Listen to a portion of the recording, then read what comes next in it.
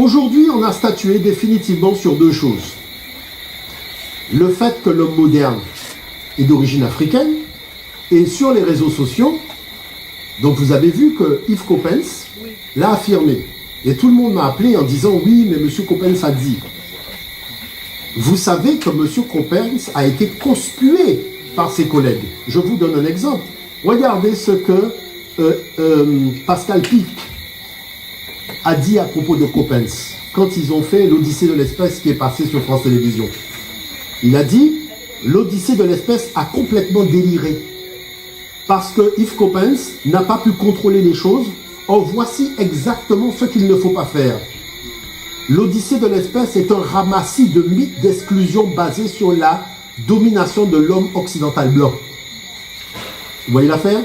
C'est parce que ça a tellement chauffé pour lui au CNRS et compagnie qu'il était obligé de faire une sortie et de se plier. Mais je peux vous montrer un nouvel ops hors série où on a posé à Coppens la même question. Il n'a pas été capable de répondre, comme il répond là.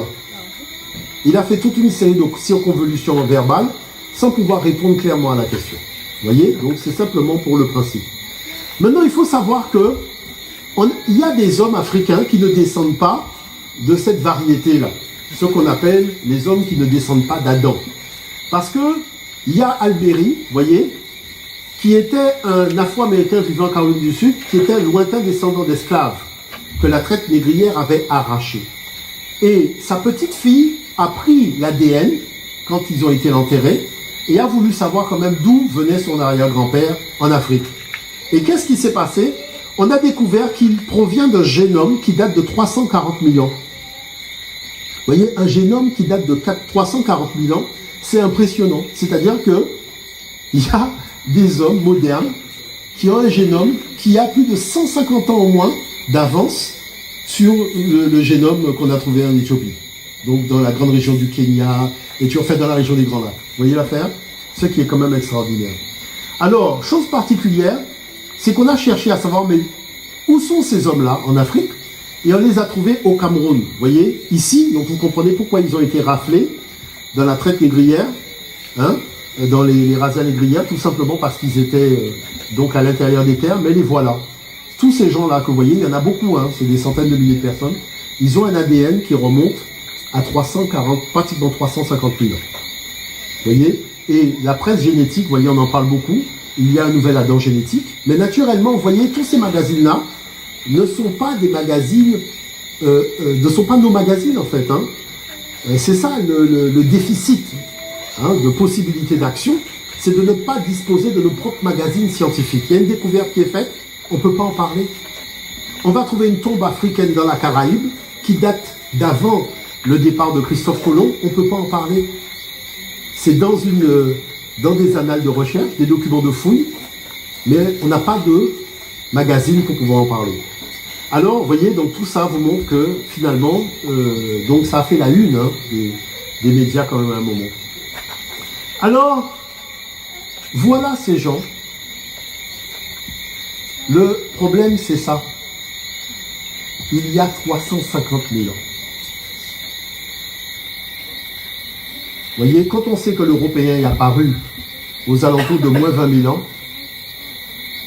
ce qui veut dire que pendant 330 000 ans, on avait la paix. Non, attendez, hein, c'est un scoop ce que je dis là.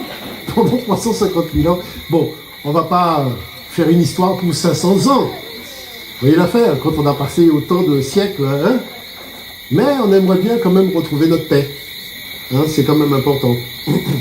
Voilà. Donc, toutes les innovations, les découvertes scientifiques de la préhistoire, toutes les inventions sont africaines. Là, ce sont les chercheurs même qui le disent. Toutes les inventions de la préhistoire sont africaines. Et chose particulière, c'est que cet homme est parti de l'Afrique. Il a été peuplé le reste du monde. Bon, il y a une chose qu'on ne vous dit pas, c'est qu'il est arrivé au Brésil en moins 60 000. Et c'était des Noirs qui vivaient à Petra Furada. D'ailleurs, regardez ce que dit Annick Perrault-Labelle. 6 crânes intacts découverts au Brésil suggèrent que les Africains auraient colonisé l'Amérique du Sud bien avant qu'apparaissent les Indiens d'Amérique. Alors vous voyez qu'on vous parle des Amérindiens, sauf que je tiens quand même à vous rappeler que les Noirs vivaient en Amérique et ils venaient par bateau. Et qu'il y a eu des conférences à Sciences Po à Paris sur cette question qui ont donné lieu à des articles. Et M. Mazel, qui est un professeur français, a réuni la totalité de la documentation et a remis cette documentation à M. Aimé Césaire, qui était chargé d'en faire la communication.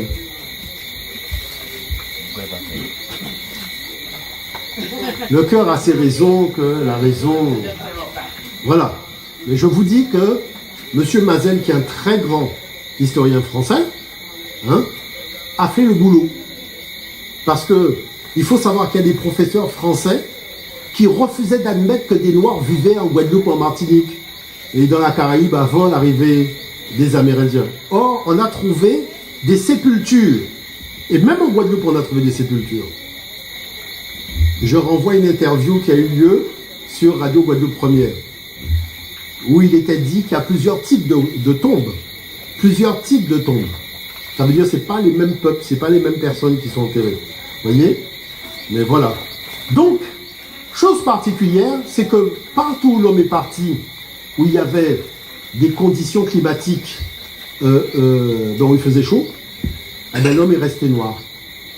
Sauf que ce que j'apprécie avec les Européens, c'est qu'ils ne sont jamais à temps partiel. Ils sont toujours à temps plein. C'est-à-dire, quand il faut mentir, parce que le problème, c'est que cet homme-là, vous l'avez déjà vu dans un documentaire, c'est le premier asiatique. C'est-à-dire l'arrière-grand-père de Jackie Chan et de Jet Li. Vous voyez?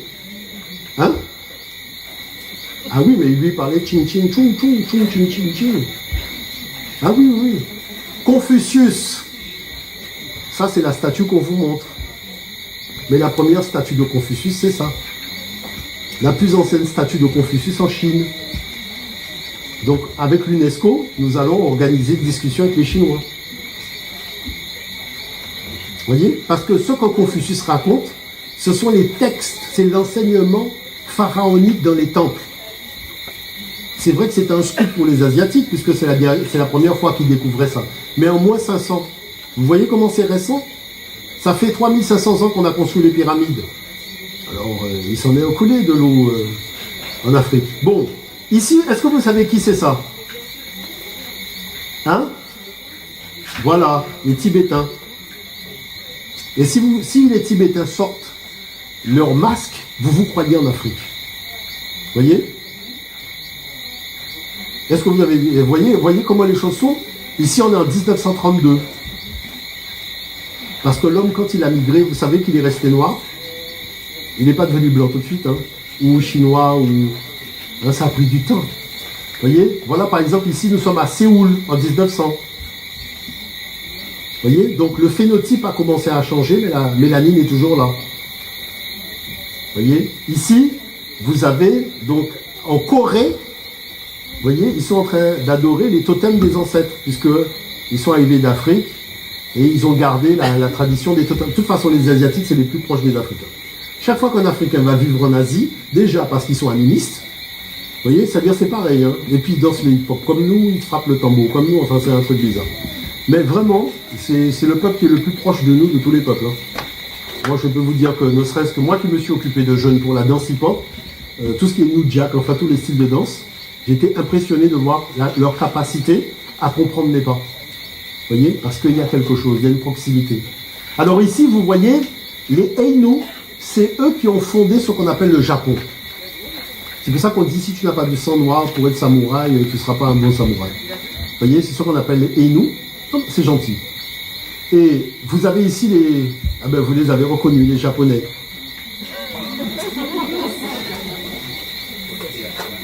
Hein? Vous voyez comment la télévision, c'est bien fait? C'est très bien fait. Parce qu'en quoi être informé, en fait, on n'a jamais été informé. On n'a jamais été informé. Hein. Pourtant, on te dit oui, l'information, 24 heures sur 24. Tu vois? Mais voilà. Donc, et le phénotype mi-blanc, mi-noir. Parce que ces jeunes-là ne sont pas des métis. C'est simplement parce que leurs ancêtres avaient commencé à vivre au milieu de l'Europe. Et à cause de la glaciation, ils sont redescendus vers le sud. Vous voyez? Au niveau de l'Australie et compagnie. Donc, comme ils avaient commencé à muer, Eh bien, ce qui se passe, c'est que les gènes de mutation sont toujours là. Vous voyez, c'est-à-dire que la jeune fille, ils ont des phénotypes extrêmement européens tout en étant noirs. Vous voyez? Et ça, c'est très important pour tous ceux qui veulent comprendre l'évolution. Vous imaginez tous ces chercheurs, les Yves Coppens, tous ces gens-là qui veulent comprendre comment le noir est devenu blanc. Vous avez un qui est à mi-chemin. Vous voyez que ça n'intéresse pas grand monde quant au fond. Hein? Parce qu'on veut organiser la division entre les hommes. C'est ça, mais il faut dire les choses clairement. La vérité, elle est là, implacable. Parce que les parents de ces enfants-là, les voilà. Vous voyez, regardez l'enfant, il sortait avec les cheveux, pourtant voilà les parents. Hein? Mais ce n'est pas du métissage. Vous voyez, ce sont des gens qui habitent ici, les îles Salomon, enfin toutes les îles qui sont là. Vous voyez, là j'ai pris ceux de les îles Salomon. Donc c'est pour expliquer que, en réalité, les choses sont quand même relativement complexes, vous voyez. Et une fois qu'on a acquiescé que l'homme était d'origine africaine au niveau du génome, eh ben, on a transmuté sur une deuxième problématique, qui est que oui, l'homme moderne est né en Afrique, mais l'intelligence non. Et là, j'ai dû partir encore en croisade, vous voyez, mais ça a été une raclée, parce que très vite, les fouilles faites par des non-français, il faut bien comprendre ça, hein, c'est des Sud-Africains, des Américains, des Allemands, enfin des peuples qui n'ont pas de colonie ou d'ex-colonie en Afrique. Vous voyez l'affaire, c'est-à-dire il n'y a pas le marque CFA par exemple, ou le dollar CFA. Tu vois, ceux-là essayent d'être un petit peu plus objectifs que ceux qui organisent le franc CFA. Ah ben oui, il faut comprendre la chose. Bon. Et donc, l'origine de la créativité, pour ne pas dire l'intelligence, on vous dit que 100 000 ans avant Lascaux, vous voyez, et la mode est née à Lombos il y a 72 000 ans. C'est important de noter que la mode, ce qu'on appelle se maquiller, et mettre du fond de teint, à Lombos, en Afrique du Sud, il y a 72 000 ans, on a retrouvé les premières palettes. Alors, l'Afrique est reconnue aussi comme le berceau des sciences mathématiques, vous voyez, par les savants de la planète, puisque c'est sur le continent africain qu'est née les 4 opérations. Les 4 opérations sont nées sur le continent africain. Vous voyez la tablette qui a été faite en Belgique, 7 mètres de haut, pour célébrer en, notez bien, moins 25 000 ans, dans ce qu'on appelle aujourd'hui la République démocratique du Congo, l'invention des 4 opérations, mais aussi l'invention des nombres premiers. Et c'est pour ça que le timbre mondial, le timbre de l'année mondiale des mathématiques, avait ses traits, tout simplement pour faire le lien entre le code barre, parce que les barres représentent des valeurs mathématiques, et la tablette d'Ishango, parce que les barres représentent aussi des valeurs mathématiques. Et le texte que vous avez là, c'est ce qui est écrit en bas de l'objet. Vous voyez, l'objet original qui ne mesure que 10 cm a été découvert en République démocratique du Congo, à Ishango, par le professeur Jean Lanzin. Il comporte 68 entailles regroupées de manière intentionnelle, dont les résultats suggèrent des connaissances mathématiques avancées. Vous voyez, les 4 opérations sont nées là, avec des suites arithmétiques, et c'est impressionnant le niveau de calcul de l'homme moderne il y a 25 000 ans. Mais le CNRS, regardez bien le journal du CNRS, a démontré que l'écriture est née en Afrique il y a 60 000 ans. Vous voyez, à Dikplof, exactement. Et ce qui est encadré ici, c'est ceci, des gravures réalisées par des hommes modernes il y a 60 000 ans, qui témoignent de l'utilisation de symboles dans la communication de ces populations. C'est quoi des symboles dans la communication? C'est l'écriture. Vous voyez, on joue sur les mots. Hein? Un jeu de jambes, comme dit Paxson. Donc tout ça, pour montrer que les éléments sont là. Mais il faut les faire connaître. Vous voyez, c'est important de les faire connaître. Maintenant, si on dit que c'est l'Afrique qui a civilisé l'Europe, il faut expliquer le retard de l'Europe. Vous voyez? Et là, je dirais, les choses sont très claires. À la sortie de la préhistoire, les peuples de l'humanité se sont retrouvés devant 2 problématiques. La problématique de la vie nomade, c'est le cas par exemple des Européens et du monde sémite, les Juifs et les Arabes. Et la problématique du monde sédentaire, c'est tout le monde des Élamites en Mésopotamie, Mohenjo-Daro et Harappa en Inde, et le monde africain avec l'Égypte et l'Éthiopie, donc la Nubie. Et chose particulière, c'est que vous avez le comte de Volney, vous voyez, en 1783, alors qu'il a été en Afrique, en Égypte, il écrit dans ses notes le constat qu'il fait. Et il dit ceci: Cette race d'hommes noirs, aujourd'hui notre esclave, en 1783, effectivement, c'est un Français, on est en esclavage ici. Et l'objet de nos mépris est celle-là même à qui nous devons nos arts et nos sciences jusqu'à l'usage de la parole. Est-ce que vous savez que ces notes, c'était le livre de chevet de Napoléon Bonaparte quand il a fait l'expédition en Égypte? Parce que comme lui, il a été avant Napoléon, il lui a donné toute une série d'informations sur le pays. Mais ça, il avait écrit ça dans l'ouvrage aussi. Et d'autres spécialistes qui accompagnaient Napoléon Bonaparte l'ont écrit aussi, comme Dominique Vivant-Denon, qui est le plus grand dessinateur français de l'époque. Chose particulière, c'est qu'on le voit très simplement parce que le premier corpus artistique des Européens, c'est ce qu'on appelle le kouros. Vous voyez, c'est un homme droit, les épaules droites, les bras droits et la jambe gauche en avant. Et si vous voyez que c'est un corpus qui apparaît vers moins 600 jusqu'à moins 490, premier corpus artistique dans le domaine de la sculpture. Vous avez les jumeaux de Delphes, on est en moins 530, donc le kouros en marbre, moins 520, le kouros colossal de l'art samien, donc moins 570, et le kouros attique, vous voyez, on est en moins 600. Maintenant, prenons l'Afrique. Vous avez même Kaoré, moins 2700, parfaite position de kouros, puisque c'est la statue du cas africaine, donc il a plus de 2000 ans d'avance sur nous. Vous avez Ramsès II, vous avez Chonsu, un siècle avant le monsieur qui est là-haut, vous voyez que les Européens même ont des tresses. Je vais vous expliquer pourquoi. Parce que ce gars-là, ça ressemble à un métis. Hein?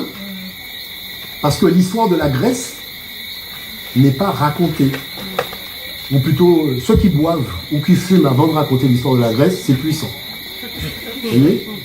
C'est très puissant. Je ne sais pas qu'est-ce que c'est comme champignon, mais en tout cas, il est fortement hallucinogène. Vous voyez? En tout cas, voilà la réalité. Et chose particulière, vous voyez, c'est que, à force de mener croisade, puisque j'ai fait des conférences dans toutes les universités de l'Hexagone et dans beaucoup de grandes universités à travers l'Europe où j'ai expliqué ça, et on a fini par avouer qu'en prenant un ordinateur, en comparant les deux statues, eh bien, il a été constaté qu'effectivement, les premières statues grecques, leur proportion découle directement des statues du cas de l'Égypte ancienne. Vous voyez l'affaire? Ça a pris du temps, mais quand même. Voilà. Maintenant, si nous prenons la chaise royale, hein, le trône royal de Toutankhamon. Le trône royal de Toutankhamon, nous sommes vers moins 1350. Vous avez cette présence filine, vous voyez, ici, au niveau des reposoirs, et vous avez aussi les pattes de lion au niveau du bas de la chaise. Vous prenez quelqu'un qu'on n'aime pas du tout ici, c'est Napoléon Bonaparte.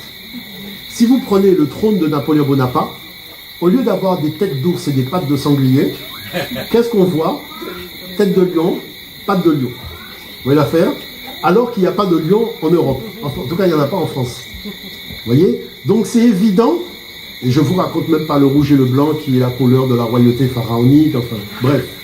Toujours est-il qu'on voit bien que l'Afrique, à travers le monde grec, à travers le monde romain, a inspiré toutes les royautés de l'Europe. Hein. L'Angleterre est championne du monde. L'Angleterre a tété l'Éthiopie. Ah non, mais là, on ne peut pas... champion du monde. Vous voyez? Donc le rouge et le blanc, qui sont les couleurs de la royauté africaine de l'époque. D'accord? Maintenant, regardez ceci. Ça vous dit quelque chose, c'est quoi? Ça, c'est la fleur de lys. Vous voyez? Nous sommes Philippe le Bel, dynastie capétienne, 1268, 1314. Eh bien, savez-vous que la fleur de lys, c'est la fleur de Pharaon? La voilà ici. Vous voyez? Parce que Pharaon avait 4 fleurs. Il y a 2 fleurs de Haute-Égypte, 2 fleurs de Basse-Égypte, et le lys, c'est la fleur de Haute-Égypte qu'on cultivait à Néken. La cité de Néken, c'est là où Narmer est parti pour unifier les cités de la vallée du Nil. Vous voyez? Donc, c'est le roi de l'Afrique qui tenait la fleur de lys à l'époque. Donc, vous voyez, tous les détails ont été copiés. Je ne vous parle même pas de la couronne, parce que la couronne sur la tête, c'est aussi des marches africaines. Vous voyez les lions, hein, le trône en forme de lion. Donc, tout ça vous montre bien qu'il y a une dépendance européenne à l'Afrique. Et je vais vous expliquer pourquoi. D'ailleurs, la civilisation européenne, ça n'a jamais existé. J'ai fait une interview sur France 2. Mon interview n'est même pas passée. Vous voyez l'affaire? Non, mon interview n'est pas passée. Parce que la dame, elle me dit, elle est venue dans une conférence que j'ai fait dans une université, et elle me dit, mais c'est extraordinaire ce que vous dites, mais quels éléments vous pouvez apporter pour au moins nous emmener sur un terrain de réflexion avec vous? Je dis, mais c'est vous qui nous avez amenés sur un terrain de réflexion. Elle me dit, comment ça? Je dis, mais imaginez que si l'Afrique s'unit et fait un billet de banque sur lequel on met la tour Eiffel, même les Martiens vont rigoler. Mais l'Amérique sort un billet qui est le dollar, et qu'est-ce qu'on met sur le billet? On met une pyramide. Sauf que cette pyramide, elle est où en Occident? Elle est en Afrique. Comment peux-tu affirmer ton hégémonie sur le monde avec quelque chose qui n'existe pas chez toi? Il paraît que c'est à cause de cette phrase-là que c'est pas passé. Parce qu'on n'a jamais vu quelqu'un affirmer son hégémonie sur quelqu'un d'autre sur la base de ce qu'il y a chez la personne et pas chez lui. C'est quand même puissant. Bon, vous me direz qu'ils ont élu Trump, donc c'est que ça ne vole pas au moins aussi en termes de réflexion là-bas. Donc Jean-François Champollion dit que les arts ont commencé en Grèce par une imitation servile des arts de l'Égypte. Vous voyez l'affaire? Donc, je vais vous dire une chose, c'est le servile que les intellectuels français n'ont pas pris. Le servile, ils n'ont pas pris ça du tout. Ah oui, il aurait dit une imitation des arts de l'Égypte, mais le servile là, non, ça, c'est pas passé.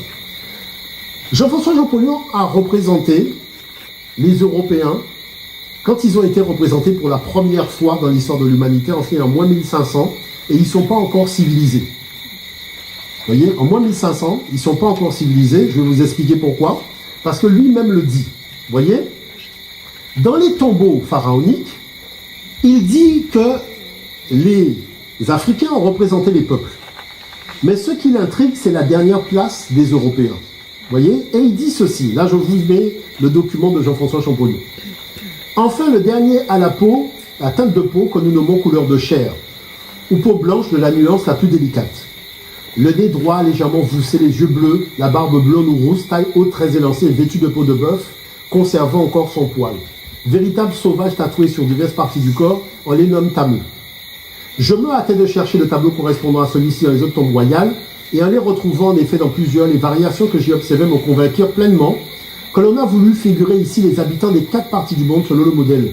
Donc le système égyptien, à savoir les habitants d'Égypte, les habitants d'Afrique, les Asiatiques. En 4e, enfin, j'ai honte de le dire puisque notre race est la dernière et la plus sauvage de la série. Les Européens qui, à ces époques reculées, il faut être juste, ne faisaient pas trop belle figure dans ce monde. Et écoutez ce qu'il va dire. Il faut entendre ici tous les peuples de race blonde et à peau blanche, habitant non seulement en Europe, mais encore l'Asie, leur point de départ. Vous avez vu? Mais encore l'Asie, leur point de départ. Et pourquoi ils ont quitté l'Asie? À cause de la glaciation. Parce que ces gens-là étaient inconnus en Europe. D'ailleurs, Europe, c'est le nom d'une femme africaine. Vous voyez l'affaire? Bon. Donc, du coup, voilà les Égyptiens anciens, donc les Africains de l'Antiquité, noir, charbon, vélo, solex, représentés par eux-mêmes dans le tombeau de Ramsès III. Vous voyez, on ne peut pas faire mieux, c'est moi-même qui ai pris la photo. Au moins comme ça, on est bien servi par soi-même. Puisqu'on peut compter sur personne pour juste faire ça. Bon. Ensuite, il y a le problème de la falsification historique. Dans le tombeau de Séti Ier, vous voyez bien que les individus africains sont foncés. Vous avez les Égyptiens anciens ici, et les Nubiens qui sont là. Dans les manuels, regardez, ils ont été javelisés. C'est-à-dire qu'ils sont présentés aux enfants comme étant totalement locaux-dermes. Alors que ce n'est pas le modèle qu'il y avait sur la fresque sur le tombeau royal. Et tout est recyclé comme ça dans la grande presse de l'idéologie coloniale. Donc, il faut savoir que en 2015, il y a eu 3 études faites, parce que vous savez que les Européens, jusqu'à aujourd'hui, ils essayent de comprendre quelle est leur histoire. Il faut savoir qu'il y a plein de problèmes dans l'histoire européenne. On raconte l'histoire des autres, mais sa propre histoire, on ne la connaît pas. Donc, qu'est-ce qui s'est passé? Il s'est passé que pour la première fois, l'ADN a parlé. Et l'ADN dit qu'il y a eu 3 vagues de migration d'Homo sapiens en Europe. La première remonte à 45 000 ans, que l'on connaissait déjà par les os. C'est l'homme de Grimaldi qu'on trouve à Monaco, dans le musée donc, de Grimaldi. Vous connaissez la famille de Grimaldi, ils ont un musée de paléontologie, et l'homme de Grimaldi est représenté comme un Africain dans ce musée. D'accord? Une une deuxième, il y a 8000 ans, qui aurait vraisemblablement amené l'agriculture. Bon, quelqu'un qui vit en Asie dans la neige, on ne va pas discuter s'il peut faire l'agriculture. Parce que c'est la glaciation. Vous voyez? Parce que vous savez, quand je fais des débats en Europe, je suis obligé de voir qui est atteint de cécité mentale, qui n'est pas atteint. Puisque tout le monde veut s'amuser. La troisième vague, il y a 4500 ans, chez qui certains voient l'origine des langues grecques, mais ça reste douteux. Maintenant, regardez ici. À propos de la dernière vague de 4500 ans, les chercheurs vous disent, vous voyez, Géogenetics, donc nous sommes en Allemagne, Pologne, Danemark, Suède. C'est là où nous commençons. Nous voyons qu'une grande partie de la génétique de l'Européen moderne commence ici. Donc, 4500 ans. Chef d'études ou machin. Qu'un échantillon soit recueilli en Allemagne, en Pologne, au Danemark ou en Suède, nous observons le même composant et nous pouvons prouver qu'il vient du Caucase. Donc c'est pour ça que Jean-François Champollion parlait de l'Asie tout à l'heure. Maintenant, regardez ce que l'ADN dit. Parce qu'il y avait des gens qui vivaient en Europe avant. Vous voyez? Les auteurs ont également recherché les variants génétiques assujettis à la sélection naturelle, comme par hasard. Ainsi, le variant RS12 26 654 associé à la couleur de peau montre que l'allèle dérivé correspondant à la peau claire s'est généralisé pendant le néolithique. Les individus avaient tous la peau foncée au mésolithique. Attendez, ça fait 20 ans que je dis que c'était des Noirs qui habitaient en Europe. Vous voyez comment je suis patient? En 2015, je casse la baraque. Clintin, Clintin. Voilà, maintenant, sachez que j'ai acheté les 3 études. Je possède les 3 études, j'ai acheté. Ceux qui veulent s'amuser, il n'y a aucun problème. Vous voyez l'affaire? Parce qu'aujourd'hui, on est obligé de prendre des précautions. Voilà. J'ai une pile qui est tombée. Ah mince, voilà, elle est là. Non, parce que vous savez, quand vous faites les débats dans l'université ou quand on est en mission avec l'UNESCO, on entend tellement de choses, mais c'est extraordinaire. On entend beaucoup de choses, mais c'est pas simplement faux, mais c'est méchant et c'est mesquin. Vous voyez? La chose, c'est que voilà d'où sont partis les Européens. Vous voyez? C'est pour ça qu'on dit que ce sont des Mongoliens. Parce qu'avant, c'était le territoire de la Mongolie ici. Vous voyez? Et le lac Baïkal a été sujet à une grande vague de glaciation. Dernièrement, on a montré le lac Baïkal sur BFM TV. C'était encore gelé. Et à cause de cette période de glaciation, ils ont commencé à fondre vers le sud, où ils sont tombés sous Moreno d'Aroyarapa. Et après, ils sont remontés, vous voyez, avec l'Irak, les Élamites, et ils sont rentrés en Europe. Vous voyez? Donc, la chose, c'est que, là, c'est leur document, vous voyez? Donc, ils montrent bien la migration, là, c'est le document des chercheurs eux-mêmes. Hein. Ils montrent leur migration, comment ils sont arrivés, vous voyez? Et, en fait, ils mettent vers moins 2000, 2800, 2500 ans, où ils arrivent en Europe. Vous voyez? Europedia Map Migration. Donc, on voit bien que c'est là qu'on commence à les voir arriver. Donc, vous comprenez pourquoi on les a représentés en moins 1580. Maintenant, ce document-là montre, parce qu'il est très important, vous avez ce qu'on appelle par exemple la drépanocytose, des choses comme ça, où on dit que ce sont spécifiquement les Noirs qui ont ces choses-là. Vous voyez? Sauf qu'en Europe, il y a des zones de concentration, et alors que toute la population est blanche, comme en Italie par exemple. Vous voyez l'affaire? Donc, en consultant la carte de ces types de maladies sanguines, en fait, en faisant les tests ADN de ces populations blanches, on s'est aperçu qu'elles se sont fixées là où il y avait des Noirs qui vivaient. Alors vous allez me dire, mais pourquoi? Parce qu'un nomade, il ne sait même pas faire une prière à un mort. Vous allez me dire, mais qu'est-ce que tu racontes au Botunde? Faire une prière à un mort. Je vais vous expliquer la chose. Le nomade, il est à 200 km quand son papa meurt. Il enterre le papa et il continue à marcher. D'accord? Ne compte pas sur lui alors qu'il fait froid ou faire 200 km en marche arrière pour aller faire une prière sur la tombe de son père et revenir. Vous comprenez l'affaire? Donc c'est même pas la peine de lui demander ce qu'on appelle une prière, hein, à Dieu ou à machin. Il ne sait pas. D'accord? Bon. Donc c'est pour ça que les Européens même témoignent de ce que les Africains leur ont apporté. Le mariage, hein, les délibérations, la structure juridique, toutes ces choses-là. Et donc, Là, vous voyez toutes les taches bleues. Hein, donc, c'est là où il y a toutes ces présences africaines. Regardez, même en Amérique du Sud, tout ça. Petra Fourada qui est là. Donc, tout ça, vous voyez, c'est clair. On ne va pas discuter de midi à 14 h. Parce que moi, j'essaye d'avoir des documents maintenant pour éviter de discuter inutilement. Parce qu'à Montpellier, à Toulouse, à Bruxelles, à Bonn, en Allemagne, on me fait parler trop. Donc maintenant, je fracasse. Vous voyez, comme ce n'est pas un document financé par la société de Motunde, parce qu'il n'a pas de société qui finance ça, vous voyez, donc on peut, avant de me fracasser moi, il faut fracasser ça. Et là, c'est un grand laboratoire qu'il a fait. Bon.